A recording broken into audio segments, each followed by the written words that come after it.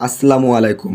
আজ আলোচনা করব আয়নাঘর নিয়ে। আয়নাঘর উপস্থাপন করেছেন কে? এই সকল প্রশ্নের উত্তর এই ভিডিওতে। শেখ হাসিনা দেশ থেকে পালিয়ে যাওয়ার পর আলোচনায় এসেছে তার নির্যাতনের বন্দিশালা আয়নাঘর। যদিও 2022 সালের আগস্টে নেত্র নিউজে প্রকাশিত এক প্রতিবেদনে আয়নাঘর শব্দটি উঠে আসে। স্বৈরাচার শেখ হাসিনার রোশনালে পড়ে রাষ্ট্রীয়ভাবে গুমের শিকার রাজনৈতিক কর্মী ও সংগঠক ও বিভিন্ন পেশাজীবীদের ধরে এখানে গুম করে রাখা হয়। এই ভয়ঙ্কর আয়নাঘর থেকে মুক্তি পেল আরমান। আরমানকে দীর্ঘ 8 বছর পর মুক্তি দেওয়া হলো। আরমানকে যেভাবে আটক করা হয়েছিল 2016 সালের 9 আগস্ট মিরপুরের বাসা থেকে ব্যারিস্টার আরমানকে তুলে নিয়ে যায় আইন শৃঙ্খলা রক্ষাকারী বাহিনীর সদস্যরা এবং আরমান ছিল সম্পূর্ণই নির্দোষ।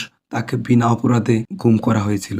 এই আয়নাঘর গোপন বন্দিশালা এটা সম্পূর্ণ নিয়ন্ত্রণ করা হয় গোয়েন্দা সংস্থার মাধ্যমে। শেখ হাসিনার শাসনকালে 2009 সাল থেকে 2021 সালের সেপ্টেম্বর পর্যন্ত সেখানে মোট 605 জনকে গোপনে বন্দী করে রাখা হয়েছিল। হাসিনা দ্বিতীয়বার বাংলাদেশের প্রধানমন্ত্রী হয়েছিলেন 2009 সালের জানুয়ারি মাসে, অর্থাৎ তার শাসনকালে আয়নাঘরের শুরু। তথ্য বলেছে ওই বন্দীদের মধ্যে 81 জনের মৃত্যু হয়েছে। এটার মাধ্যমে জানা যায় এটি 2009 সালে নির্মাণ করা হয়েছিল। আয়নাঘরটি বাংলাদেশের ঢাকা সেনানিবাস এলাকায় অবস্থিত বলে ধারণা করা যায়। আয়নাঘর বা হাউস অফ মিরর হল একটি গোপন আটক কেন্দ্রের নাম, যা director general of forces intelligence DGFI বাংলাদেশের প্রতিরক্ষা বাহিনীর গোয়েন্দা শাখা দ্বারা পরিচালিত হয়। এবং আয়নাঘর সম্পর্কে আপনাদের যদি কোনো মন্তব্য থেকে থাকে অবশ্যই এই ভিডিওর কমেন্টে আপনারা আপনাদের মূল্যবান মন্তব্য করতে পারেন। ধন্যবাদ। সবাই ভালো থাকবেন, সুস্থ থাকবেন এবং অন্যায়ের পথে রুখে দাঁড়াবেন।